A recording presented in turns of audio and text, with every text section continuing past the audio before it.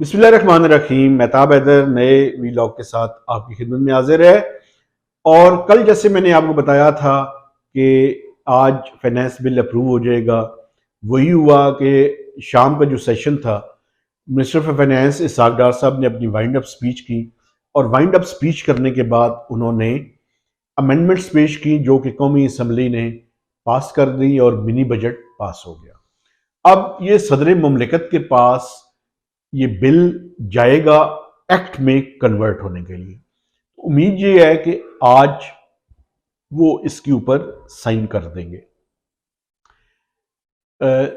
इसके बाद ये मिनी बजट फुली इंप्लीमेंटेशन शुरू हो जाएगी। तो एक शर्त आईएमएफ की पूरी हो चुकी है।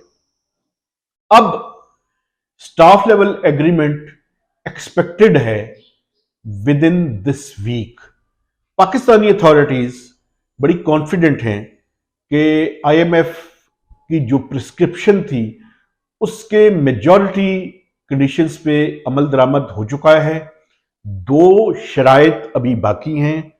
वो एक्सपेक्टेड ये है कि जो स्टाफ लेवल एग्रीमेंट और एग्जीक्यूटिव बोर्ड की के दरमियान जो टाइम है उसमें ये दोनों शराइत भी इंप्लीमेंट हो जाएंगी। और वो ये तवक्को कर रहे हैं कि विद इन दिस वीक, ये जो रवां हफ्ता है, इसमें पाकिस्तान और आईएमएफ के दरमियान स्टाफ लेवल एग्रीमेंट हो जाएगा। ये स्टाफ लेवल एग्रीमेंट हो जाएगा तो जो दो चीजें बाकी हैं उनमें एक तो पॉलिसी रेट के अंदर इजाफा करना है। आईएमएफ 400 बेसिस पॉइंट्स कह रहा है, state bank of Pakistan maximum 200 basis points की बात कर रहे हैं।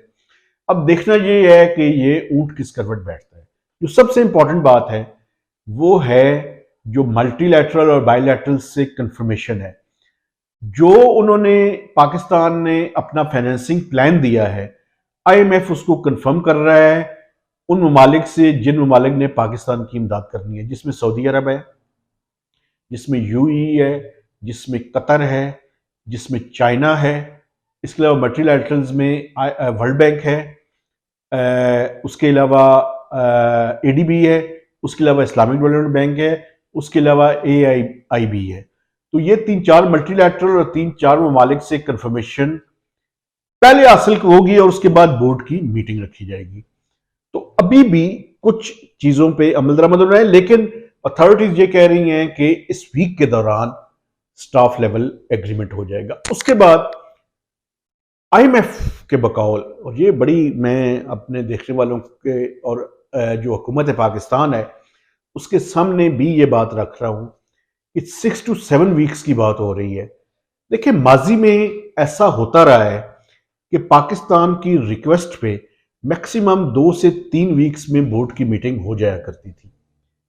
अब अगर 6 to 7 वीक्स लगेंगे तो इसका मतलब ये है कि अगर इस वीक के दौरान भी एग्रीमेंट हो जाए तो ये किस्त कहीं पाकिस्तान को जाके अप्रैल में मिलेगी। हमारे 3.1 बिलियन डॉलर्स के रिजर्व्स हैं और अप्रैल तक हमारा गुजारा मुश्किल हो जाएगा। तो आईएमएफ से हुकूमत पाकिस्तान को एक लॉबिंग करनी पड़ेगी, रिक्वेस्ट करनी पड़ेगी।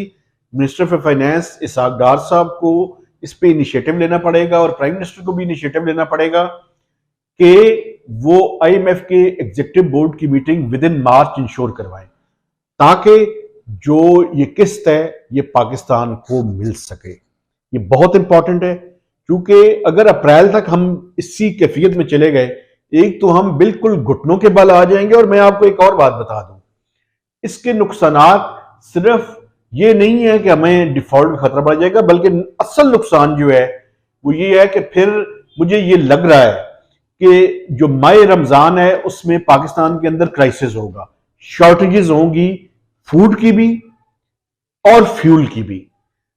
तो एक क्राइसिस लाइक सिचुएशन डेवलप होने के खतरा मौजूद है अगर ये आईएमएफ का प्रोग्राम मार्च के दौरान रिवाइव नहीं होता और ये अप्रैल तक जाती हैं बातें। तो इसके नतीजे में एक शॉर्टेजेस, फूड की और फ्यूल की शॉर्टेजेस का खतरा बदरजा यतम मौजूद है। तो इसलिए ये सिचुएशन को इजी लेने की जरूरत नहीं है। अभी से हुकूमत पाकिस्तान और मिनिस्टर ऑफ फाइनेंस खासकर इसके बारे में एक प्लानिंग कर लें। देखें, हमारे पास हम जितनी बातें करते रहे जर्नलिस्ट, 5 to 10% से ज्यादा इंफॉर्मेशन नहीं होती। ये जो पॉलिसी मेकर्स हैं इनके पास 100% इंफॉर्मेशन है। अगर मैं खतरे का इजहार कर रहा हूं तो उनके पास तो ऑन ग्राउंड रियलिटी में चीजें जो है वो मौजूद होंगी। मैं आपको एक सेक्टर की मिसाल देकर आगे बढ़ूंगा। पिछले दिनों प्राइम मिनिस्टर साहब के सामने महंगाई के ऊपर एक मीटिंग होनी थी, लेकिन वो टर्की के विजिट पे थे और वो मीटिंग नहीं हो सकी। उसमें पोल्ट्री सेक्टर का एक प्रेजेंटेशन प्राइम मिनिस्टर के सामने उसके नुकात जाने चाहिए। वो नुकात ये थे कि उनके जीएमओ जेनेटिकली मॉडिफाइड जो सोयाबीन है उसकी वजह से उनके एलसीज जो है वो नहीं खुल रही। ये तो एक बहाना है, असल में तो डॉलर्स नहीं है। लेकिन अगर वो नहीं खुलती अगले 10-15 दिन में, तो आज जो चिकन की प्राइस 450 या 500 जिंदा चिकन की है, ये 800 से 1000 रुपए को क्रॉस कर सकती है। मैं एक सेक्टर के एक प्रोडक्ट की मिसाल आपको दे रहा हूं। रमजान में 1000 रुपए तक ये प्राइस जा सकती है। अभी अगर उनकी 2 से 3 शिप्स खड़ी हैं, उनको अगर इजाजत ना मिली है, तो अगर डॉलर्स ना हुए तो डेफिनेटली इजाजत किसी को भी नहीं मिलेगी। तो फिंगर्स क्रॉस्ड, खतरे की घंटी मैं बैसियत जर्नलिस्ट बजा रहा हूं और आपको बता रहा हूं कि किस तरह के क्राइसिस जो है वो पाकिस्तान को हिट कर सकते हैं। तो सिचुएशन इज वेरी प्रिकेरियस, बड़ी खतरनाक सूरत हाल है जिसकी तरफ हम बढ़ रहे हैं। काफी सारे काम हमने कर लिए हैं, टफ डिसीजंस हमने ले लिए हैं। अभी थोड़ा सा चीजों को एक्सेलरेट करने की जरूरत है ताकि ये जो आइंदा आने वाला महीना है इसमें फूड शॉर्टेजेस का खतरा ना पैदा हो जाए और लोगों की पहुंच से चीजें निकल ना जाए। ये क्राइसिस ट्रिगर हो सकता है और इसके फिर इकोनॉमिक चीजें ही नहीं होंगी, फिर इसके पॉलिटिकल रिप्रिकॉशंस भी होंगे। तो मैं एक 2 टके का साफी आपके सामने ये हकायक बयान कर रहा हूं, तो मेहरबानी करें अपने हाउस को इन ऑर्डर करें और इस चीज को इंश्योर करें कि जो मैं ये अलार्म आपके सामने बजा रहा हूं इससे पहले पहले हम अपने घर की चीजों को सुधार लें।